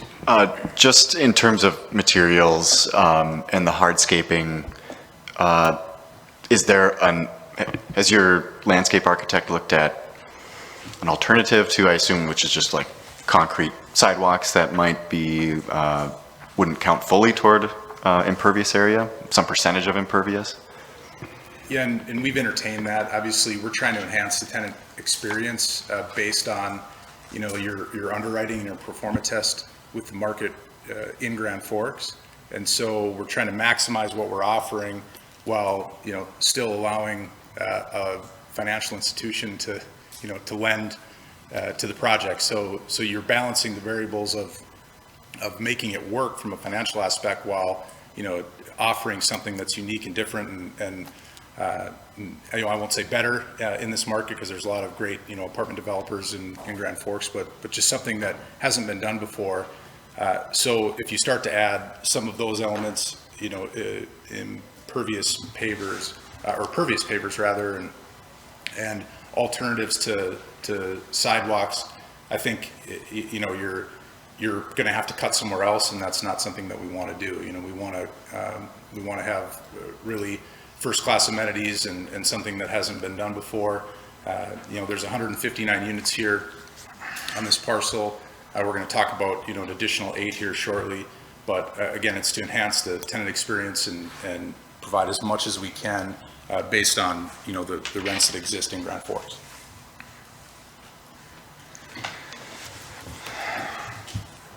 Mr. Riker. Thank you. Andrea, maybe you could address this. Sure. So the reduction, how do the 8 new units correspond to the reduction? Maybe it would be beneficial if I kind of gave a run through of that if we want to kind of talk about it as a whole.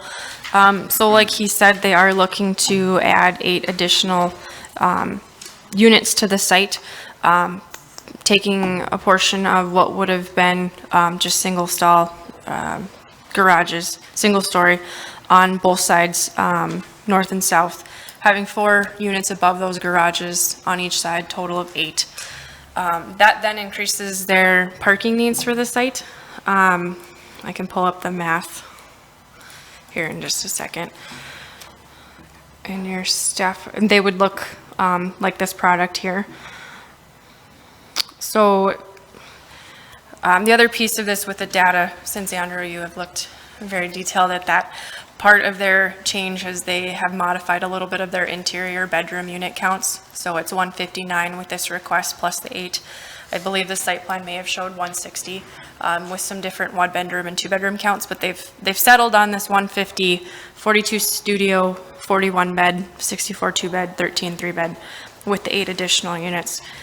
Comes to a total of 365 stalls. The 8% parking reduction would give them an option to reduce by 29, bringing the required down to 336. They still plan to provide their original 353, just due to the layout and the design that has gone into that site. It's just better for them if they do provide that 353. But the parking reduction would essentially allow them to have these 8 additional units. And that's primarily where that falls into. They're meeting the transit accommodations by providing pedestrian connections to the existing transit stops at the Ultra South complex. They'll be connecting to the existing multi-use path. And then also for their bike infrastructure, you can see here the Ultra South and their project is starred in red. Their bike and ped infrastructure, they're dedicating quite a bit of internal space for bike racks and bike repair, and then as well connecting to that multi-use path for bike connections. So they're meeting our requirements that way, and staff is recommending approval in that regard. So with that, I could answer any questions between the impervious surface and the parking reduction, however we want to. We'll vote on them separately, but however you want to discuss it. I guess we've had a lot of developers up in front of us and we've said no. And we've changed and added parking, and I'm struggling with that. I guess that, what do I say to the rest of those people that come down and we said, go back, redraw, make it right, and then we'll approve it. That's the only thing, nothing against, I think it's a great project. It's gonna look beautiful. You guys are thinking outside the box. I like it. I just gotta look back to what, some of the other people we've dealt with and say, this is the right thing or isn't it? That's why there's a whole commission. So we get different views.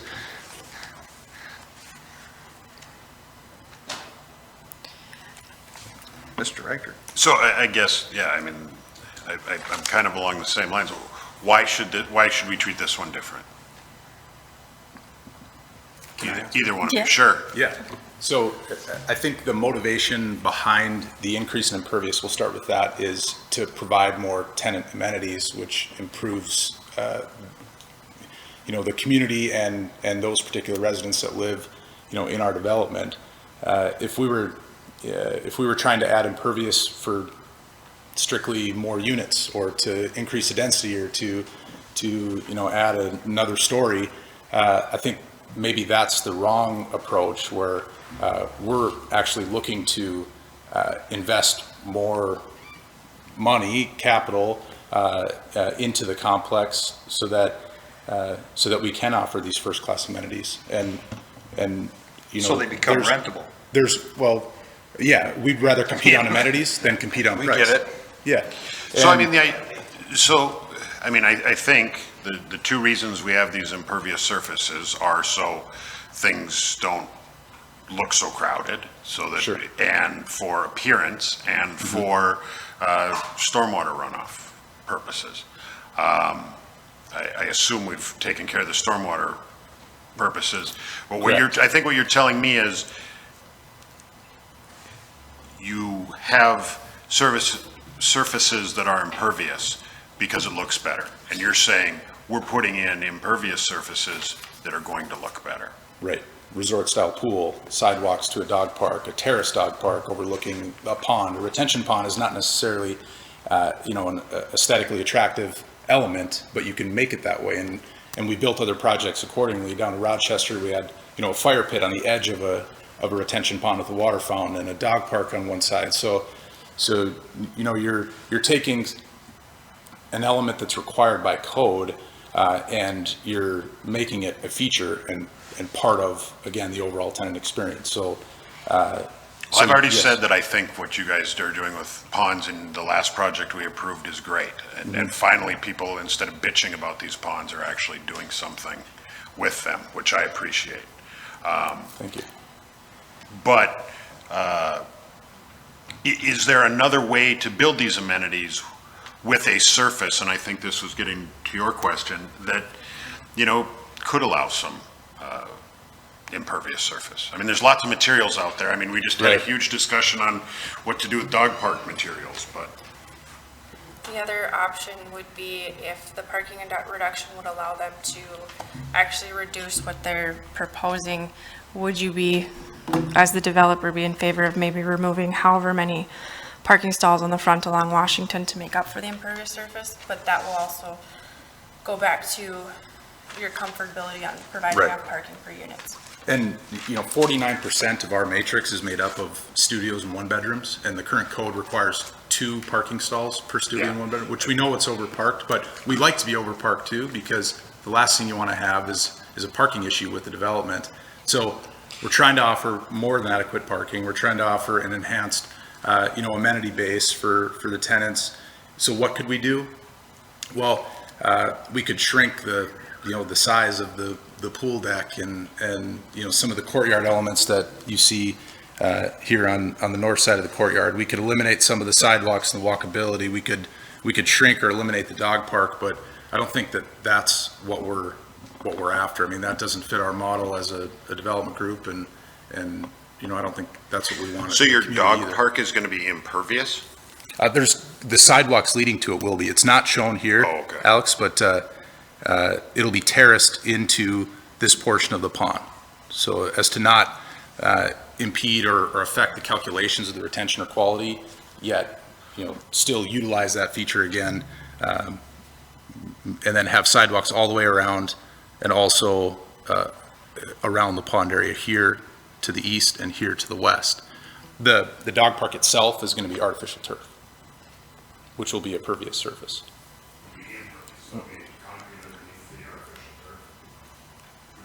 It'll be pervious, yeah, it'll drain, yeah. So it's primarily the sidewalks around the courtyard area leading up to it, and then the pool patio area and amenity deck area itself. Can you maybe go back to some of those Do you want the renderings? So is it the sidewalk system that's putting you over the edge? Yeah. They do make Maybe a an pervious overlay? sidewalk system. I mean, I've seen it, I'm no architect, Mr. Bucky, you gotta help me out here. But in front of the Icon building and some of those, that's gotta be an impervious, or a pervious. I think it counts for your calculations, but I don't know. it's, as far as its effectiveness over time, and Mr. Grasser can probably attest to this, it's not a long-term solution. I think it was, it checks the box, but does it truly do what it's designed to do over time? Probably not. And it's very expensive to put it on the front end too. So if you're going to do that, then we're probably going to have to peel back on some of the other elements. And of course, if we made him do more pervious surface, it would be inside a ring of buildings and nobody'd see it anyway, right? From what he's describing. From looking at it. Okay. All right. Dave? Megan, go ahead if that was you. Yeah, it was me. Does Mr. Grasser have any issues with this? I was gonna ask the same question. Mr. Grasser, do you have any issues with this? Understanding my focus on something like this is going to be purely on the engineering technical side. And I think as long as we're able to mitigate the increased impervious, basically with an expanded pond and whatnot, I guess our approach has been kind of at this point is that we don't weigh in on whether you should or not have more impervious. We're just looking at mitigating the water quality and the water quantity. And as long as they're doing that, which I understand they're doing, then no, we don't have an issue with that. And they are doing that. Right. Yes, they will be meeting those requirements. Okay. As I'm listening to this, and it's kind of hard when I'm on the phone and not sitting there, but there are so many times that, well, not enough times that I travel, and I see some of these neat developments in other cities, in other towns around the country, and I think, why don't we have that in Grand Forks? And sometimes I think that we're our biggest problem, and perhaps we should try to think outside the box, and maybe the next guy comes and asks for something, but it's always something a little bit different, right? If this was for more parking, which I'm tired of seeing empty parking lots, if this were for more parking or higher density, I would probably feel differently, but this is for amenities. Have one of those cool places that you see somewhere else. So with that, I'd like to move approval, because I would like to see something fun and different and unique in Grand Forks.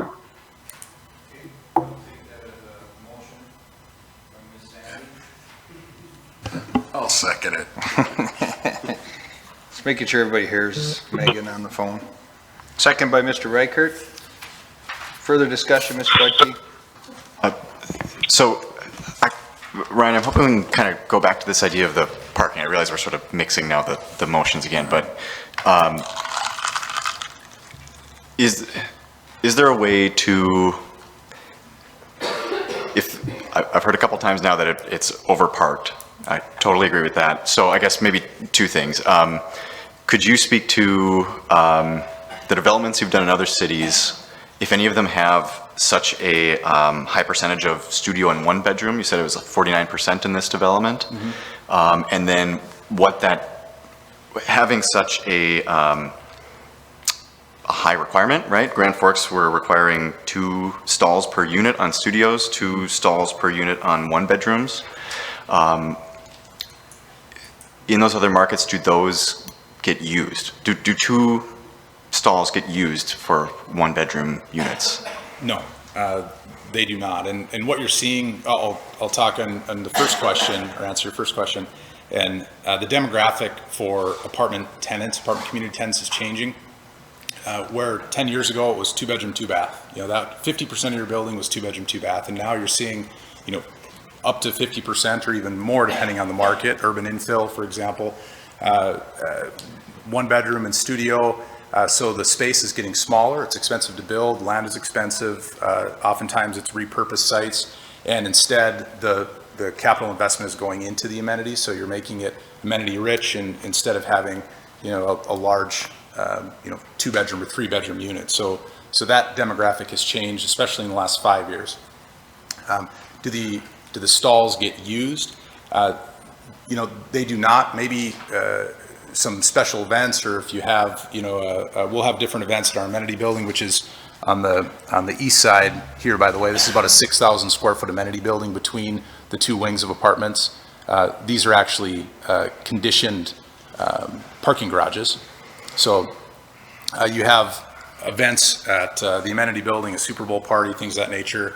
Tenants will invite their friends. You could see, you know, certain time periods throughout the year where, yes, the parking lot is close to full. But if you're renting a studio unit, you potentially have just one vehicle or no vehicles, and you definitely don't have two. And you know, of course, there's exceptions to that rule, but from a practical aspect, yes, we're overparked. A lot of other markets, city ordinances, you're seeing maybe 1.5 stalls for a studio and a 1-bedroom, but that's okay, because our model, at least for our perspective, because our model is we like to be overparked. We don't want that to be an issue anyway. And you know, the second request that we have that deals with parking, because we're adding the 8 units, I think it would be counterproductive to pull more parking away from this to try and meet the current impervious requirement, while, you know, further affecting the parking stall counts for the added units. So that's actually what I was driving at, right? Right. You spoke to like a trade-off between amenities, right? An amenity could be a sidewalk to the dog park. It could be an easily available parking stall, right? So you've described being willing to sacrifice some of the ones that are the pedestrian sort, but not the parking amenity, the over parking amenity, as you acknowledge. So I'll be honest with you, my instinct is to vote against the motion, not because I don't agree with anything that's happening here, but I feel like we're picking the wrong amenity. Why prioritize the parking on an overparked site?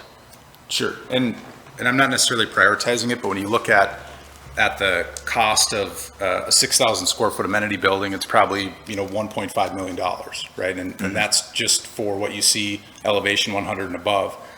You eliminate 10 parking stalls, you know, curb and gutter goes for $20 a lineal foot. Your parking lot, 6-inch concrete goes for, let's say, $6 a square foot. You're not really eliminating a whole lot of cost for the benefit that you're achieving in keeping the symmetry of your parking lot. Okay, because if you can, want to open up the DDP again. So if you started to eliminate some of the wings, you would affect the natural flow, the drive lanes, the symmetry of the parking lot, and also you can see that there's these squiggly arrows, and that's showing flow lines and how the watershed is occurring into our infrastructure, which ultimately goes into the pond and then into the city infrastructure. So so there's a multitude of effects there that are occurring to eliminate, you know, these stalls here or these stalls here. The cost benefit to me just, you know, isn't there for all of those reasons. Okay, so just to be clear, the motion in the second is on item 3.9 for the impervious soil, correct, Megan? Can you just... Correct. Okay, thank you. I just want to want everybody to be clear, because we did agree to talk to multiple things at multiple times, so I want to make sure the first motion is that, no further discussion, I'll call for the vote. Seeing no hands, all those in favor of item 3-9, please signify by saying aye. Aye. Opposed? Aye. What's that? Again, why don't you just come sit by me and then we'll get this right. Megan, was that an aye on that? Yes. Thank you. Don't start, Mr. Manager. Item 3-9 carries. 3-10. Parking reductions for transit and bicycle accommodations for district apartments, 4150 South Washington Street. Ms. Edwards. And again, this was the parking reduction we just kind of ran through. If you have any questions, I can answer them.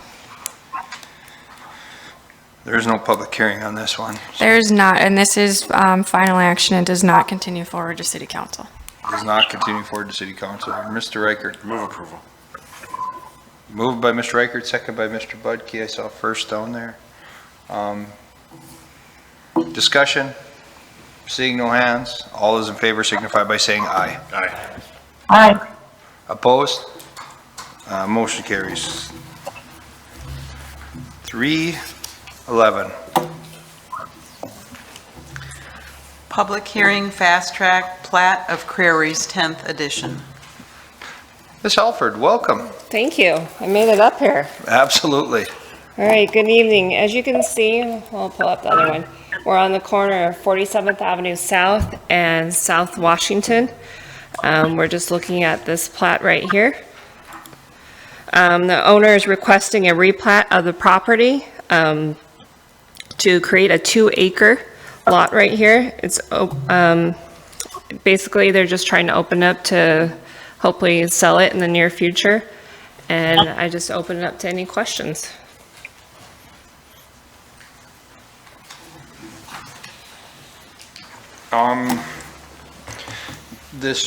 Any questions for Ms. Halford before I open the public hearing? Okay, I will open the public hearing at this time. Anybody would like to step up to the microphone and address item 311, please do so.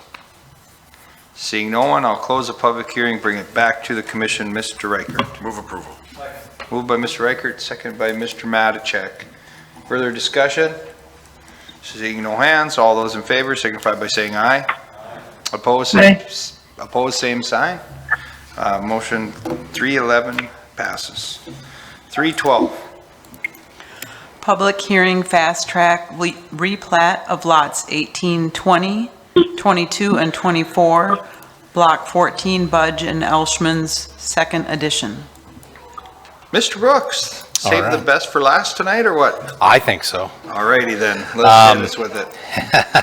It's been a long night. So I'll zoom into the area here. Hopefully everybody kind of remembers the university project that we had a while back. This is right across the street. We're on University Avenue here, right by the railroad tracks. Budge and Eshelman's area here. It's the laundromat, and there's a few other office or an office building right here. They're looking to do a replat in this area, and part of the purpose is to obviously change the lot line. They're going to make 824 here a little bit larger. And then there's going to be some tearing down of some of the buildings there. So it's kind of cleaning up the area a little bit. So the new 824 will curve around to the backside here. We didn't get an overlay on this one, but you can kind of see where those two buildings were on the backside that'll get tore down. Ooh, let me pull that back up. There's, as I zoom in here, these two buildings will be with the 824, and they'll be the ones that'll be removed from the site. And then they're going to change some of those lot lines as well. So with that, we'll entertain any questions that you may have. Again, this is a public hearing, so anybody has any questions for Mr. Brooks before I open that? Mr. Budke? Ryan, do you know they're going to tear down that half of the building? What are they going to do with it?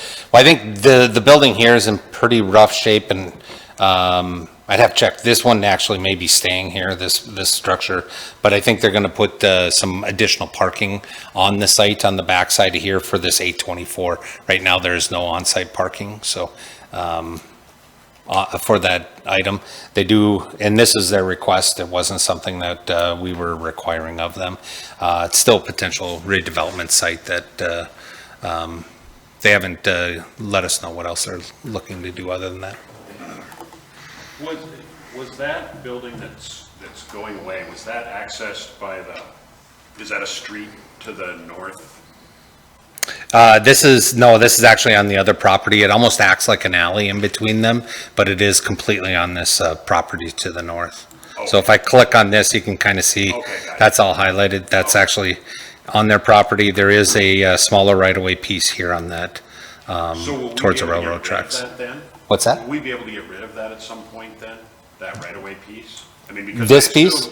824 is then going to service the whole thing, right, or no? Yeah, to vacate those right-of-ways get a little bit... Because of the tracks? Yeah, well, and there's a piece here owned by BNSF. So if they were to vacate that, you split that property down and all of a sudden they lose some access. So I don't anticipate that happening, and I haven't even pulled up the utility layer to see what's in there as well. So it seems like a natural, but it does cause some other problems. Okay. With that, I guess we'll open the public hearing at this time. Anybody like to come up to the microphone, address item 312, please do so.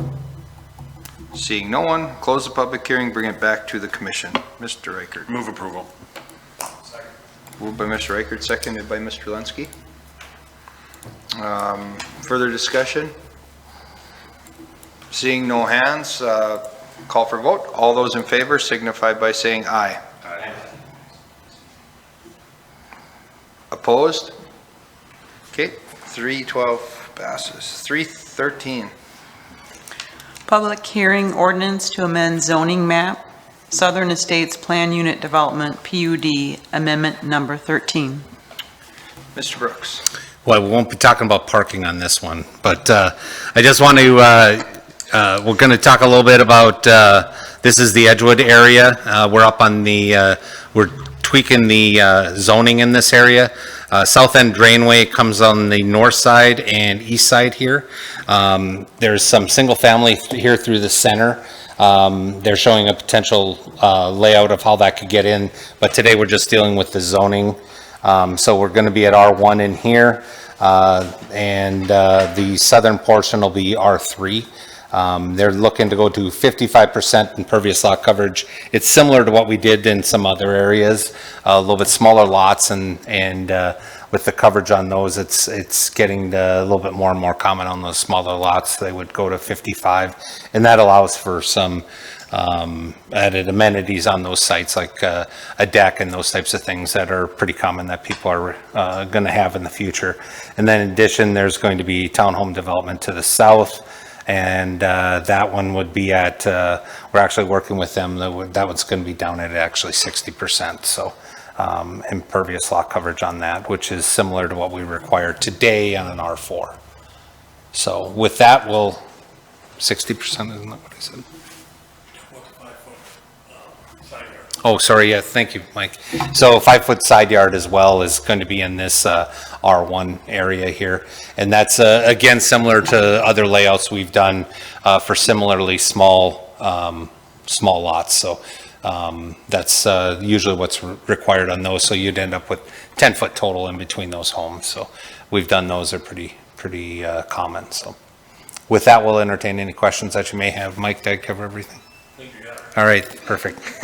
Again, I promise nothing on parking, so. All right, I guess we'll open the public hearing. Anybody in the audience would like to step up and address item 313, please do so at this time. Seeing nothing, bring it back to the commission. Mr. Reichert. Move approval. Moved by Mr. Reichert. Seconded by Mr. Lenski. Discussion? Seeing no hands, I'll call for a vote. All those in favor signify by saying aye. Aye. Opposed? Motion carries. Anything on item 4? Item 5, reports from the planning department. Nothing further, Your Honor. Other business? I No, would sir. love to entertain a motion to adjourn. this. So would I. To adjourn. So moved. Raker, Lunsky, Matachek.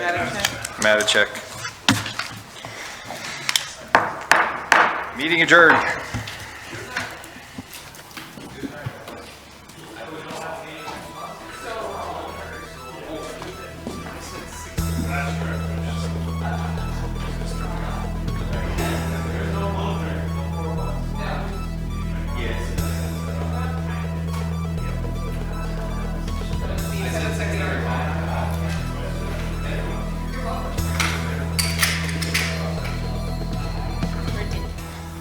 Thank you for being with us tonight. This meeting has been brought to you in part by Well, thank you for being right. Let Grand Right. Forks International Airport help you start your next vacation off on the right foot. Grand Forks International Airport offers flights to the sunny destinations of Orlando, Las Vegas, and Phoenix on Allegiant, and connections anywhere in the world through Minneapolis, St. Paul on Delta. Forget the hassle of long drives, parking nightmares, and stressful check-ins. The convenience of flying locally means less headaches and more time for you. Grand Forks International Airport. Your airport. Simply grand. Know what's in this box? Well, in case your crystal ball is broken, here's a hint. Safe, reliable energy, for starters, but there's also a commitment to this community. See, at Excel Energy, this is our hometown. So we're not just about making a living here, we're about living here. Oh, I wish I had wings. In our community, we're always delivering. Excel Energy, responsible by nature. Chris Young, live, Raised on Country Tour. I was raised on country. October 3rd, ALERUS Center.